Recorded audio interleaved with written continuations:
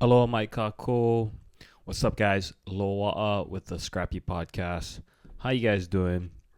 I just wanted to preface episode 34. Viewer discretion is advised. Just had a great time with Kris, and it's been a pleasure making his acquaintance. A great businessman that's from Singapore, grew up in Hawaii, built an awesome business, is continually building businesses in Hawaii. I think he has so much mana'o from a business perspective, but also just a life perspective. He's gone through a lot, and it's inspiring to see him push through and continue to move forward. Here you go, episode 34. I hope you guys enjoy. Have a great day.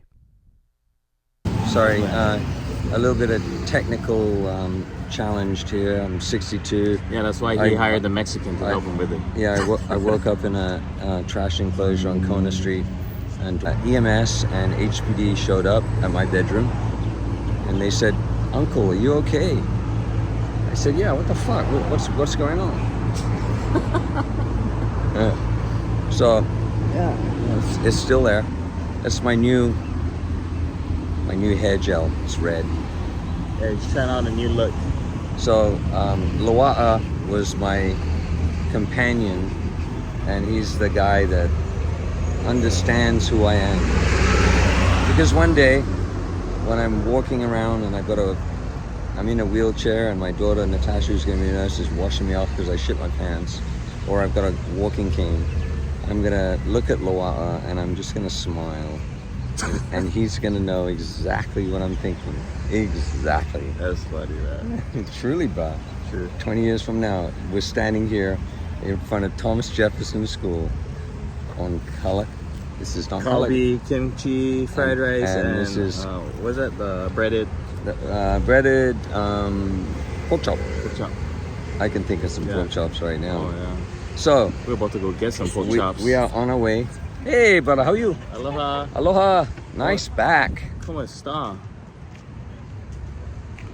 Let's just change the action. This is what we do. We're very naughty. We're very respectful. Very. You're a bad boy, Luau. Very bad. So, hi, how are you? Beautiful hair.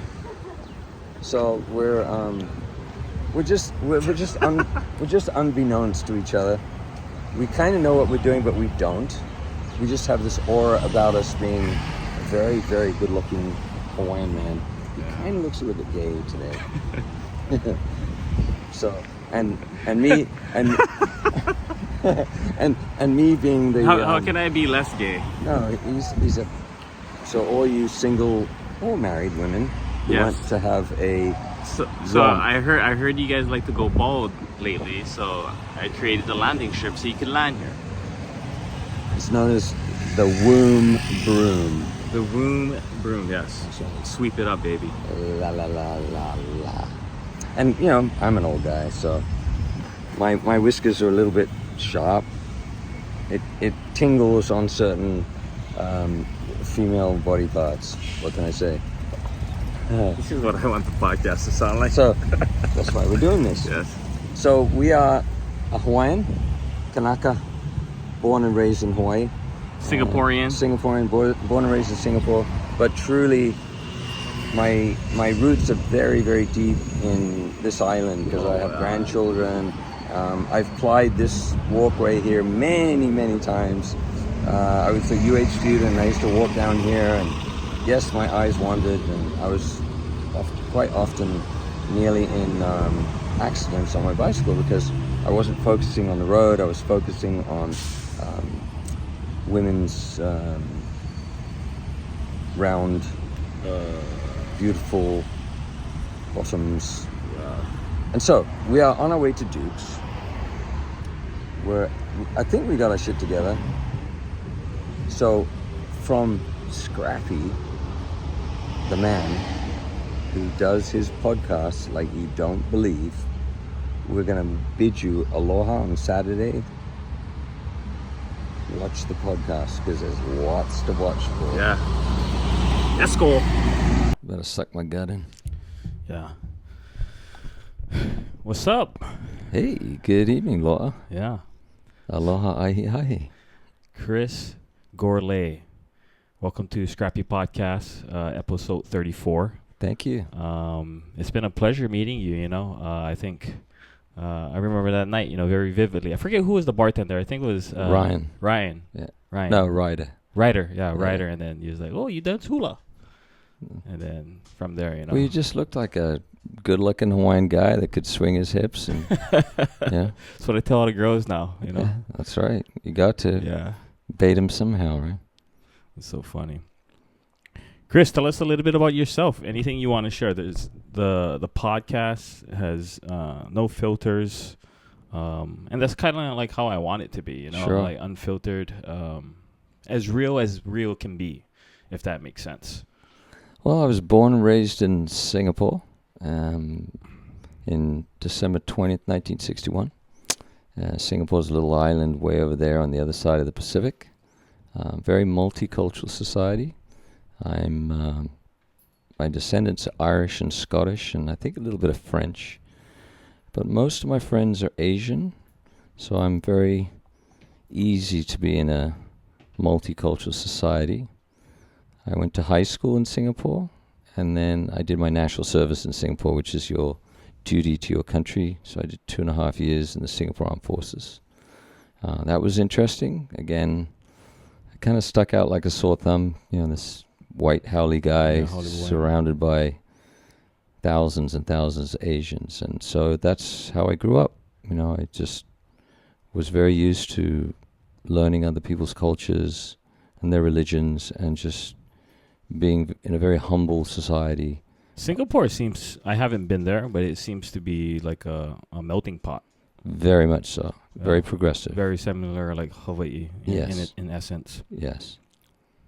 So I finished my national service, and I've always loved the ocean. Always been a fisherman, and I met some guys who were some consultants up in Malaysia, and they said to me, "What are you going to do with your life?" And I said, "Well, I want to go to university, and I want to do something with the ocean." So they said, "Well, why don't you think about coming to Hawaii?" And so I came to Hawaii to study marine biology and aquaculture. Oh. And so I got to Hawaii in 1982. Waikiki was pretty much the same. Poppin'. Yeah. Some of the older restaurants like Tropical Hawaiian Playground. Tropical Hawaiian Playground, yeah.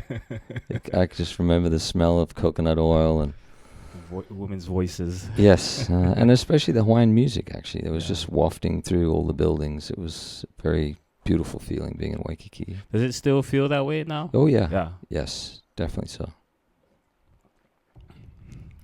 So you got the call to UH and you came. I did, actually. I transferred to UH. I originally came to Hawaii Loa, which is on the windward side. It was a small college. They had a marine biology program. We spent a lot of time out in Kaneohe Bay, and most of our classes were on that side. Yeah. We'd come to town, obviously, to surf and partake in activities in Waikiki. And then I transferred to UH, and I was mainly on this side of the island. Again, at Coconut Island and Nui Nui on Sand Island. Getting into all the marine biology side of things. And after graduating from University of Hawaii, I met a local girl here, and I emigrated to Australia. And my father had also retired from Singapore, and he was in a place called... When you say immigrated, you mean you moved to Australia? Yeah, Oh. yeah. So through like kind of family connection, my dad, who was married to an Australian woman, they could sponsor me. So that was considered one of the immigration visas. Oh. And both my brothers and I moved down to Cairns, and we started in the boat building business, and got to know Australia very, very closely. Up in North Queensland, it's a very tropical, very beautiful part of Australia. North Queensland. How was it living in Australia? Because I know you've talked about it a few times in meeting the Australian people. The Australians, sometimes they say they got the shackles still on their ankles because they're kind of wild. There were criminals that were sent out there from England, and they say, the shackles. That's the origins of Australia. Yeah, all from England. Yeah, so the convicts in England they were put on ships and literally sent to Australia, and they had to survive.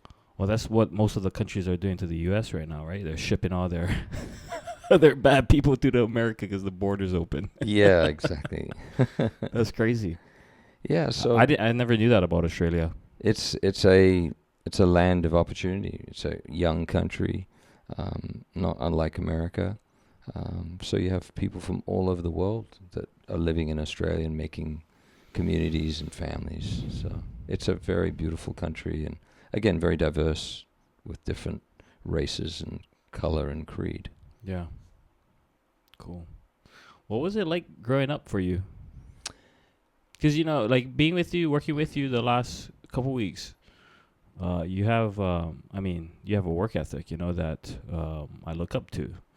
And it's, Thank you. And it's, I'm sure there's a lot of people out there, but getting to know you has been really interesting. And so, because I pride myself in learning more about business. Mm-hmm. And because I don't want to be stuck at a 9-to-5 job. I'm not saying that it's bad. It's just, different strokes for different folks. And I pride myself on, doing the things that I said I'm going to do. And I see that in you, So I'm curious, like, what your upbringing was like, because I believe that, between the ages of 0 to 6, 80% of your mind is hardwired. And so you must have spent a lot of time with your father. Yeah, so my dad's kind of his creed was there's no sacrifice for hard work. And he was a worker. He built his business from scratch. He was in the shipping business. Whatever he put his hands to, he worked very hard at it. We used to say your first $1 million is the hardest you're going to make. So yeah, my dad had a very, very strong work ethic. He was self-disciplined. And I think I got that from my dad. Being in Singapore too, people work in Singapore. There's some very successful people there. So I kind of had this great community of good work ethic. The Chinese are very determined in their work and their family. Yeah. And so they have a good culture of being successful. And so I grew up in that society. And I have a drive. I've always been very competitive. And again, I think I get that from my father. He was very good sportsman. My mom also was very competitive, very formidable. She was a very beautiful woman. So I think formidable. I like that word. Yeah, she was well read. She knew what to say, and she was very good at understanding people very quickly. And yeah, she didn't take shit from nobody, basically. And coming from a very attractive woman, she was definitely a head turner. And when she's very cultured and speaks with a beautiful English accent, yeah, she was formidable. She's Scottish and English, you said? My mum was English. She was born in London. And she and my father met in Singapore in the 50s. My father's family were out in Malaysia.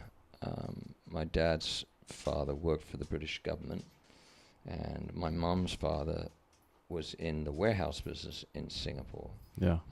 They both became prisoners of war during the Second World War, and so they were in Changi jail as prisoners of war, and both my mum and my dad were basically young kids, and they had to escape when Singapore was being taken over by the Japanese, the Imperial Army. And it was a lot of... Was this like in the 40s, 50s? It was February 1943, so Pearl Harbor went December 7, 1942. Right. And in February 1943, Singapore fell to the Japanese. Oh. And so the British were very involved in Singapore and Malaysia because obviously they colonized those countries. And it was probably one of the worst British military mistakes on a military standpoint. On the British side? Yeah, they failed militarily, yes.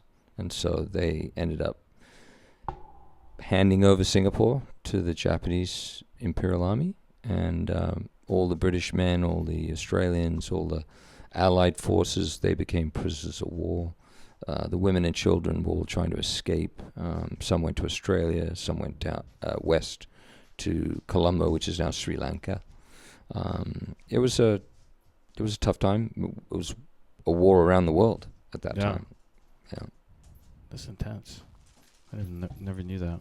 Yeah, in fact, it's not in the history books, but British men are generally gentlemen, and they let women and children go first, i.e. a ship sinks, you put the women and children first in the lifeboat. Well, when Singapore was falling, these ships were desperately trying to leave the harbour, and they're trying to put the women and children on. British men were trying to jump on the ship as well. The British military police were taking those men around the back of the warehouses and shooting them because it was not correct. Some of the things that happen in war. It's crazy. Yeah. Well, you're here now in Hawaii. Love this place. Love this place. We've been doing some projects with Pacific Dredging. Yes. What's the inspiration behind that? I love the water. I like to see the environment clean. And I had an opportunity to help a neighborhood, which I happen to live in, over in Kaneohe. And there's a private canal with 3 easements that bring in, unfortunately, a lot of the mud and the silt and all the material off the hillsides. Whenever they're doing a home construction, it doesn't get contained, and it comes down the drains and ends up in this canal, which gets full up with sediment. And it's a navigable waterway, so the homes, the residents that live on the waterway, if they want a boat or they want to stand up paddleboard or they get out to the bay, they can't because the mud restricts them. So there was a settlement with the city and county, and it was not a project that a mainland company could do because it's a lot of money to bring that kind of equipment to Hawaii. Okay. So I thought, I put my hand up and said, I'll give it a go. And so I did a lot of research and anyway, settled on this dredge that's made in Kansas. And believe it or not, in Kansas, they do a lot of dredging. When they're building the foundations for the bridges, there's a lot of sandy, wet areas, and they've got to dredge it all out so that they can get a clear foundation built. So there's a company there. They're very, very experienced. They're worldwide. They probably have 350 of these dredges all over the world. I went to visit them. I was recommended by other operators. And so just from meeting the owners of the business, and they're very hands-on. They've done this work. They designed the dredge from the failures and the improvements that they like to see in their equipment. And how long have they been in business? I would say, Dean Wickren, he's kind of like the grandfather of dredging and dewatering bags. He's 93. Still works till today. Dewatering bags. Yep. That's what that bag is called. That's called a dewatering bag, yeah. It's like a big... And he designed that? He did. And the dredge. He designed the dredge as well. So he's 93. What was his name again? Dean Wickeren. And Dean his son, Wickeren. Joel, and Sam Minich. Again, they're both operators. They've been in this business. They run the factory. Yeah. And they're very, very good support people. So they want you to succeed in whatever you do. And they're really excited to see this dredge come out to Hawaii. Yeah. I think, they thought... First one out here. Yes, first one in Hawaii. And so we're using dewatering bags, which is a much cleaner operation. You pump the material. It's a suction dredge, so you scour the bottom and you dig up all the material and you suck it with a pump and you pump it out the back, and it goes up a 6-inch pipeline up to a dewatering bag that's in a flat park area, and you use aquamarine friendly polymer, which helps separate the material from the water. So solid material stays in the bag, and clean water comes out of the bag, goes back into the bay. So it's a proven technology. Yeah. And it's friendly, so you don't have any issues with the marine life. Yeah. It's cool. Yeah, I've been having fun learning about this. The Dino 6. The Dino 6. The Dino 6 sediment removal system. Yeah, in fact, our slogan is we like suck 'em up like nobody else can. We like suck 'em up like nobody else can. Love it. That's funny. It's so funny. I was thinking about, forget who I was talking to, one of my friends. I was like trying to explain, how you treat a woman. It's like the Dino 6, you got 3 levers. There's actually 4. There's 4. Oh, yeah, that's right. 1. Oh, yeah, 3. 4. 4. That's Where's right. the 4th lever? You got the auger. Then you got the speed. Then you got the... You got the pump. Oh, the pump. Okay, that's That's right. right. The pump. Yeah, every woman has a pump. Yeah. That's funny. But yeah, it's been great. It is. It's interesting. What's really rewarding for me is It's a great to time. see different mentalities come along, and they don't realize what this dredge can do. And seeing someone who Is your has thing falling off? Hold on. never operated. Yeah, let me just get this going. It's a little bit of technical.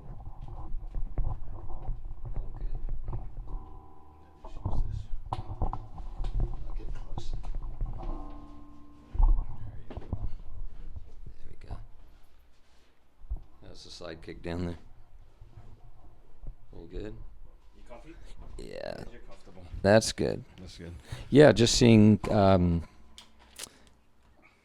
different folks come along from different ages and from different backgrounds, and Yeah. just jump in, and seeing the camaraderie actually of all the guys. And we've got a 78-year-old guy. We've got That's mechanics, and just everyone kind of grooves, and they're all learning. And I think they all think that it's something good. You're doing something good for the marine environment. Yeah.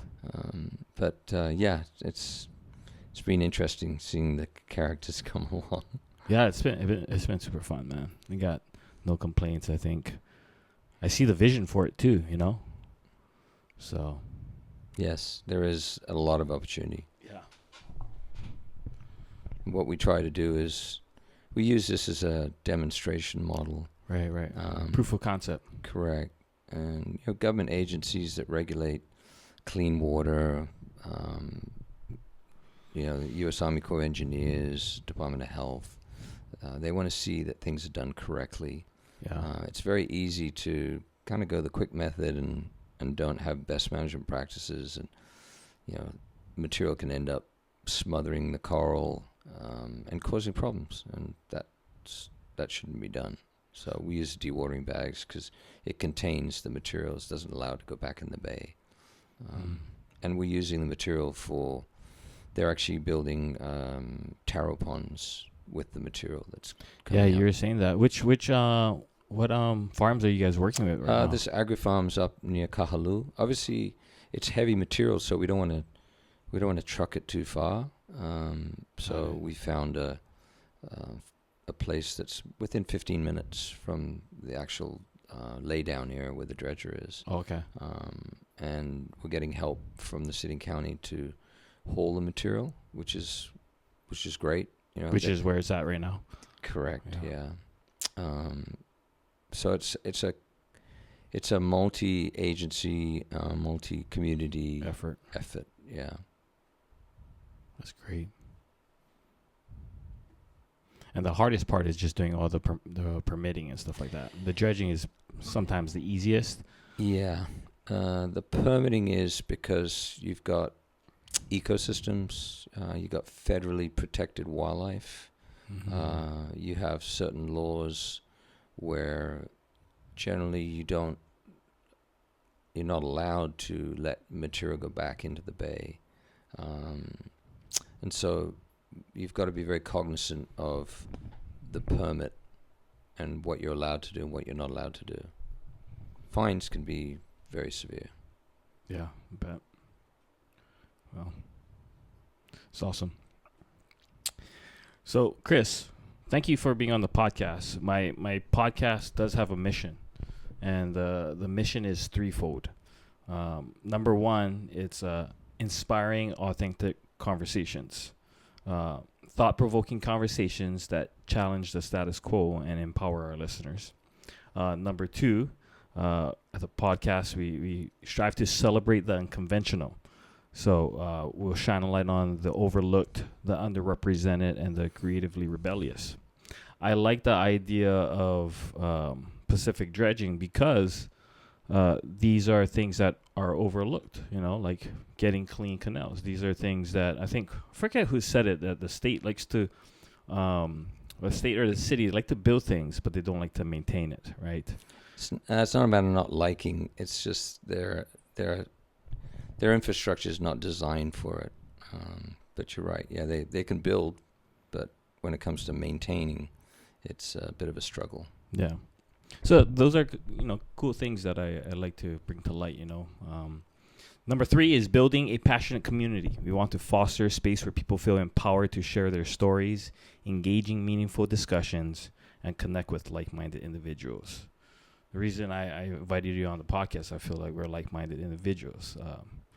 You're obviously a little bit, a couple moons older than me, but I think we have very similar mindsets, and you're a lot more accomplished, and I strive to, be like someone like you, Thank you. Well, you've got the passion, and you got the drive, the fire in the belly. That's what it takes. Yeah, the fire in the belly. So I launched this thing this year, and it's just a personal theme for myself for next year. Because you've been asking me what's on my 5-year, 5-year plan, and I've been thinking about it, because up until recently when I left my job, had the girlfriend and all these kind of stuff, I was building that plan. Right. Because, if you want to get married and have kids, well, first thing you need a girlfriend. You also need a job too, You need these things, in order, right? It's a juggle. Yeah. But Lama Lama is, there's the Lama tree, which is a native Hawaiian tree that is used for enlightenment. It's a symbol of enlightenment, wisdom, and light as well. Yep. So when you say Lama Lama, it's also, in the Hawaiian dictionary, it shows up as like torch fishing, because they used to use the Lama tree and then the oil or whatever, then they could lighten up and go fishing. So Lama Lama. So my mindset is the future is bright, right? With the Lama, the torch, It's a great symbol of, of a bright future. Yeah, great way to look at it. Yeah. And so Lama Lama 2025 is exactly that for me. And what I've been sharing on my recent podcasts lately is that, I meet a lot of people that are unhappy, in their life and their situations, but they're not willing to go out of their comfort zone to change their life. And I get it. It's when you're like sediment, right? Not moving. You're just at the bottom, The sludge stays at the bottom. Sludge stays at the bottom, and it's hard to change when you feel sludgy, when you feel muddy. And so my goal is to inspire people to start thinking first, because that's where it starts, It starts with just thinking about having a plan. Then it gets overwhelming to build the plan. So I want to break it down bite-sized steps because this podcast is my dream. I want it to be my full-time income. How am I going to go about doing that? Well, I don't know. I'm going to figure it out. But I started already. The best way to get ahead is to get started. Just do it. Just do it. So Lama Lama 2025, and I'm pretty sure you're familiar with, what's his name? Robert Kiyosaki. You're very familiar with him. And so he had this book is called Before You Quit Your Job, and then there's 10 things. So the first thing is make a plan, research your industry, create a budget, build your network, don't wait for money, learn from your mistakes, be patient, focus on the present, take care of yourself, and stay humble. So those are the 10 things, that he teaches before you quit your job, right? Start building your plan now to escape your 9-to-5 or create the life that you want. I know a lot of people that make 40 to 50,000, 60,000, and they're super happy. That's fine. But the people that, and especially myself, because I want more for my life. Well, we live in a capitalistic society, so let's go get it. Let's go get the bag. Literally, go get the bag. Suck them up. So these are the 10 things. That's my Lama Lama 2025 theme for next year, is to get my foot off the ground some way, some shape or form, with the podcast, and then at the same time taking people along with me in whatever capacity that they're able to start doing. Surround yourself with good knowledge and people that are smarter than you, Yeah. and that will make your journey successful. As long as you have eyes and ears open, and making the plan, definitely. Yeah. We get into business sometimes and we don't have a plan. It's just a passion, and you're in it. But what do you want to do with that business? Do you want to make it successful so your kids can take over it? Do you want to flip it, or do you want to make it a legacy for yourself? There's many different ways to look at a business. Obviously, we do live in a capitalistic society. We do need money, and if we're business people, we want to try and make as much money as we can. Right. Yeah. Yeah. One of the cool things I liked about this one was build your network. Love meeting people. Connect with potential clients, investors, partners. What has been something through your life in business that you've learned that helps you in the way that you navigate relationships? Because I remember you texted me one time and you're like the coconut wireless. I was like, oh yeah, I love that. Yeah, just meeting people, and you never know where those relationships can take you. What I do is when I take a person's phone number down, I try to write notes about them, where they're from, what they like to do. In business, it's very important because you connect with them really quickly when you make it kind of a personal connection. What are their families doing? What are their kids doing? They might be baseball players, and then mold that into some business discussion as well. It makes them feel comfortable. Yeah. And then generally they can open up a little bit more. Maybe you can get a little bit better in the negotiation side of things. That's one, I'd say, tactic. Yeah. I noticed you're very good at touching people, like following up with them, just saying, how's it? Yes. Like calling people, saying, because, as the time I've spent with you so far, I've watched you call people and just say, how's it? How you doing? Yeah. Just keeping in touch with people. Don't forget the people that help you. Yeah. It could be the sweeper on the street. It could be the CEO of your insurance company. Don't forget them. Just let them know that you're thinking about them. Can't be not all the time. I mean, there's so many people in our lives, but right. Don't sweat the small stuff. It's the big stuff. So the important people in your life, reach out to them. Just sweat the big stuff. Yeah, sweat the big stuff. Sweat the big stuff. And big stuff is health and family, and yeah. If you got a gun to your head, that's kind of big. Yeah. So the little stuff's, a taxi driver that cut in front of you. That's all tiny stuff. Yeah. Small stuff. Right. What is something that you love about life right now? I'm enjoying my life. Yeah. I've had my struggles, definitely. I've been married twice. Both of those were marriages that were true love. Very, very good women, both of them. But health stepped in and changed, made challenges. So I've learned that in my life, and I think in everyone's life, your health is number one. And we can't always odds it. Genetically, you might have a cancer gene and it's going to come and get you. But look after yourself. What you put in your body, you are what you eat. Yeah. And so look after your health, because that's going to take you a long, long way. I'm a culprit of... right now I'm single, so I like to socialize. I like to meet people. Hear that, ladies? He's single. I'm enjoying being single, to be honest. I've been a caregiver for 10 years. Life was a sacrifice, but I'm... Can you only imagine the immense amount of patience you've learned through that 10 years? Fishing's helped me be patient. When you're sitting there and you're waiting for a fish to bite your hook, you sometimes might sit there for hours And it allows you to think about things. That to me is patience. My grandma always told me patience is a virtue. Yeah, it is. So you just don't grab something straight away. Wait for it. You know, if it's a beautiful woman and you're really, really interested, you know, don't snap her head off straight away. Just, you know, be very, very patient. Watch her, look at her, see what she likes. Yeah. Talk to her nicely. P's and Q's. Treat her well. Yeah. That's patience. Yeah. And due diligence as well, which is the business side of it. Right. Due diligence. Yeah. Yeah, I just think about my last relationship, you know, patience. Definitely I could have used a lot more patience Yeah. in that.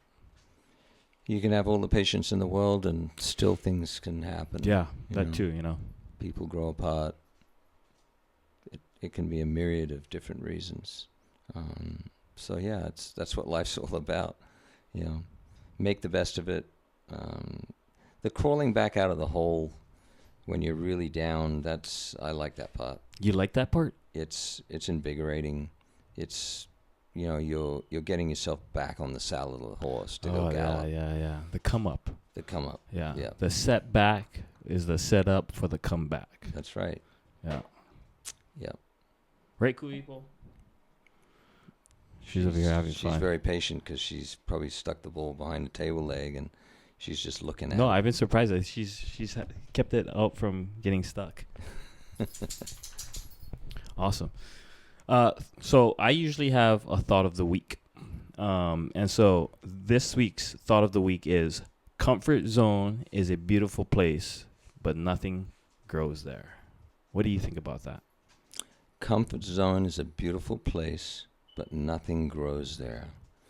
Yeah. You've got to move the dirt, make the flowers grow. You got to suck them up. You got to suck them up. Yes. Exactly. Yeah. You know, they say a flower is, when you like something, it's like a flower. Yes. When you like it, you pick it. But when you want to really love it, you water it and you take care of it. And that's watering, being patient, and being passionate about watching that seed grow, looking after it. Wow. That's intense. Nicely said. Mm. Wow. I've been picking too much. Patience, young man. Yeah, yes. That is the sign of a young man, patience. Yes. You got to Well, it's learn like more patience, you know. Yeah, the old bull on the hill, right? Just looking down. Young whippersnapper. Exactly. Yeah. Still wet behind the ears. We all learn. Everyone. Yeah. That's fun.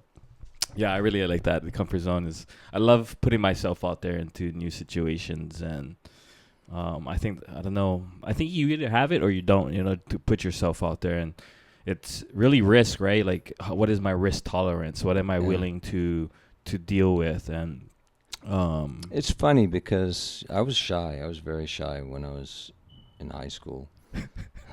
Maybe you don't think that now. And I think age and experience and going through challenges and tough times and digging yourself out, and it really puts a mark on you. And I think I don't have probably a shy organism in my body. I just, you know, if I see somebody I want to talk to, I'm going to go and talk to them.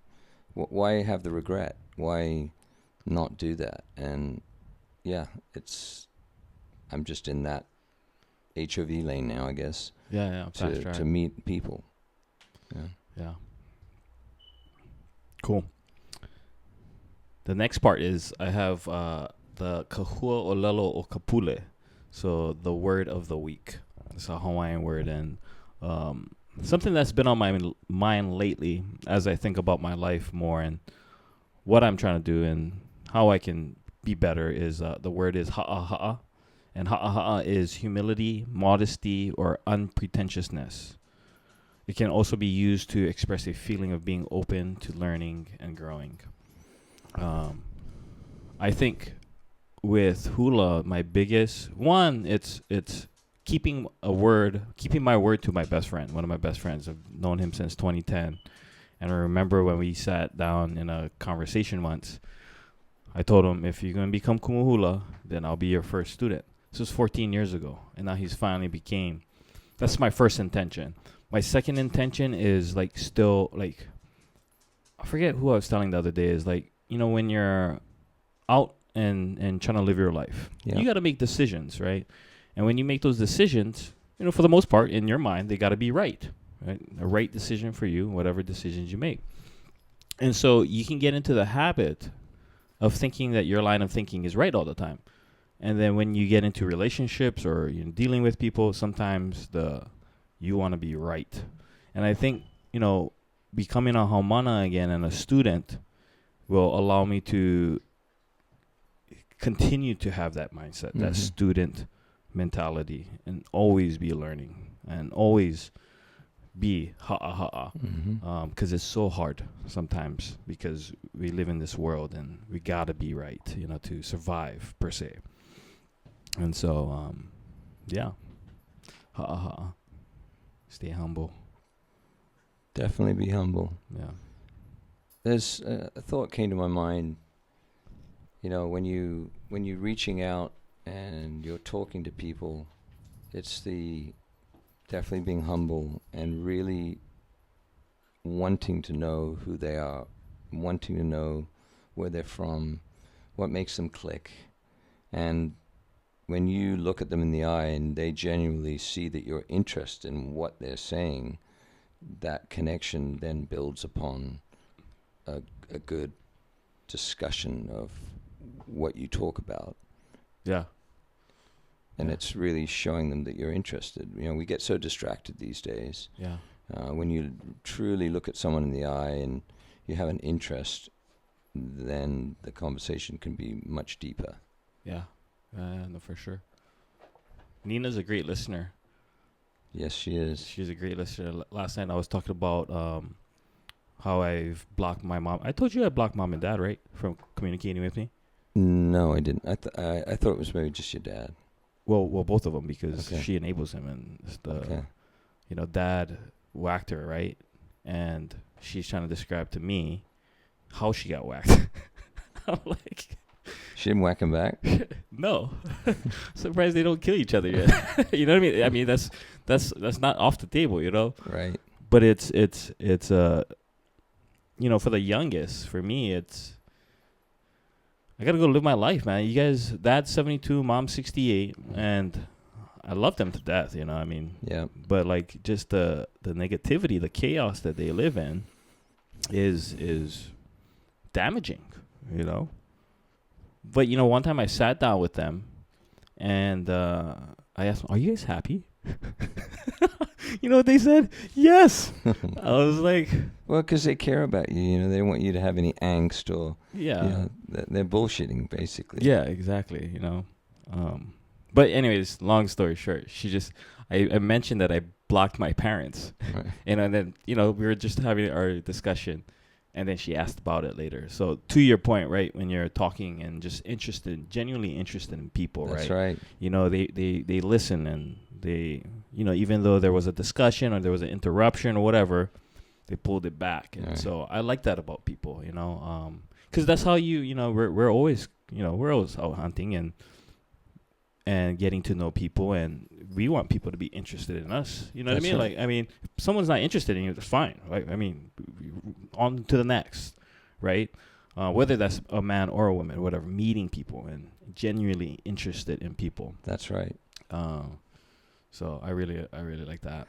It was interesting you said something about you blocking your mum and dad. That brought back some memories for me. My mum and dad broke up after nearly 20 years of marriage, and my mum and dad actually came to Hawaii when I was in Queens Hospital. I had non-Hodgkin's lymphoma, and it was the first time that they'd actually been together in the same room. And I'm going through chemotherapy, and I'm, oh my God, it's gonna be a big scene. You know, they're gonna like try to beat each other up in my hospital room. They were really well behaved. You know, they were kind of a bit starchy. Yeah. But starchy. What is starchy? A bit stiff. You know, not loose. Yeah, not like a coconut tree swaying in the Northeast Trades. So starchy. It was. I love it.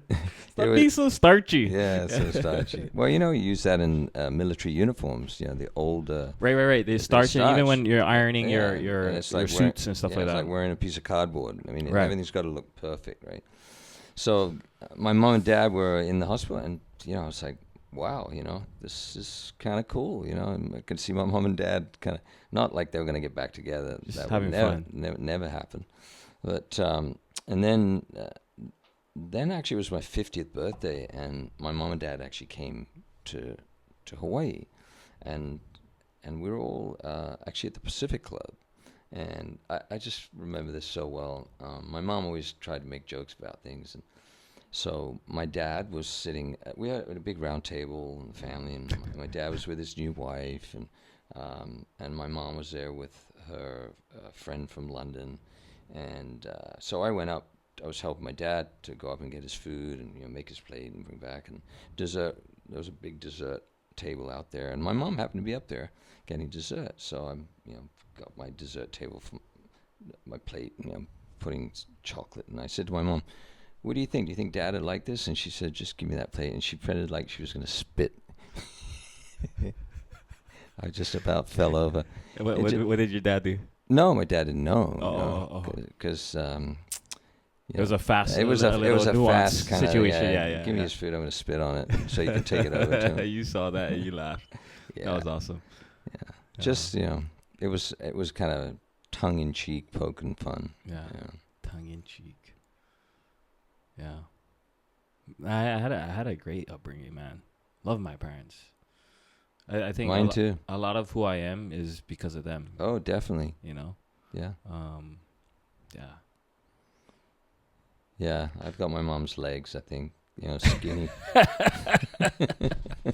I got my dad's he's a forceful dude. Really? My dad's forceful. He's a force of nature, and I think that's where I get my fortitude from. Right. And I think mom with her, she's a hula dancer. Mom used to dance at Paradise Cove. Dad's an artist. Mom's a hula dancer. Yeah. So he showed me pictures when she was young. I was like, fuck. And he's like, no wonder.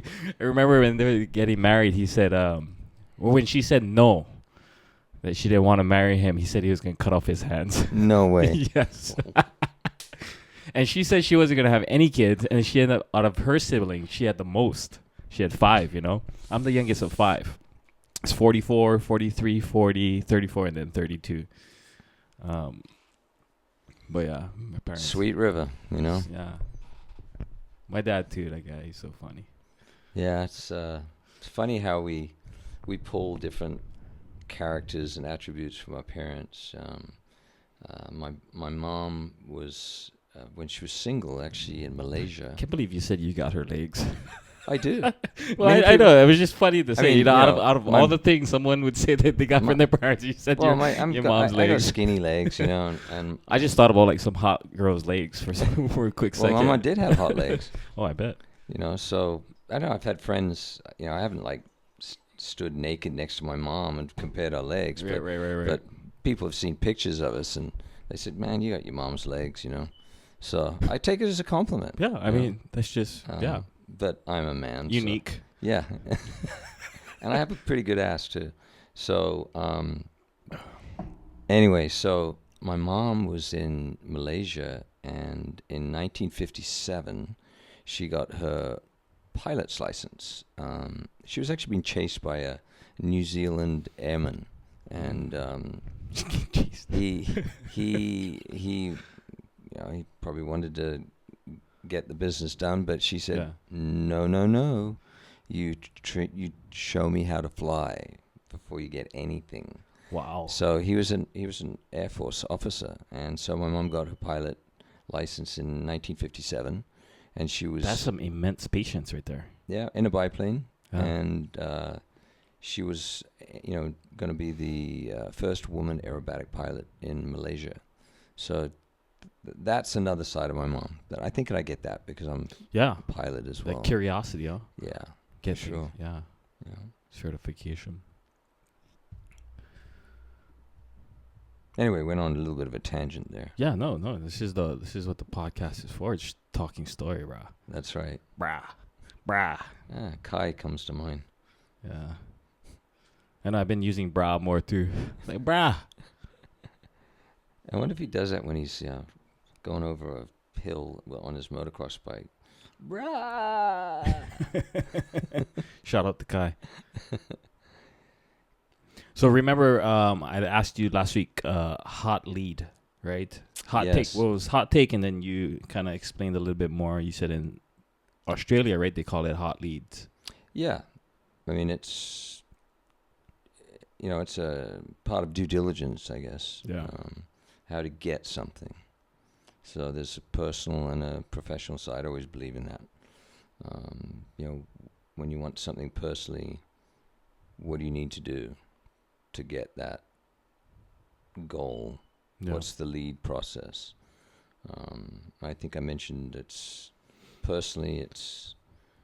through talking to people, getting to know people that are really cognizant and smart in that area that you want to be good at. Mm-hmm. If you want to be a good tennis player, play with people that are better than you, learn the game, learn the strategy. And I think in business, it's here in Hawaii, Coconut Wireless, definitely. The people that you've done business with and that you've performed and shown that you can provide the service or the product. Right. I think they're your spokespeople. They promote you. And just sometimes just going for it. Don't be shy. Yeah. Yeah. Gotta ask. Yes. Gotta ask. Yep. Kris, what can you give the audience? Give the audience some advice on something you really believe in. What is something that's been resonating for you lately?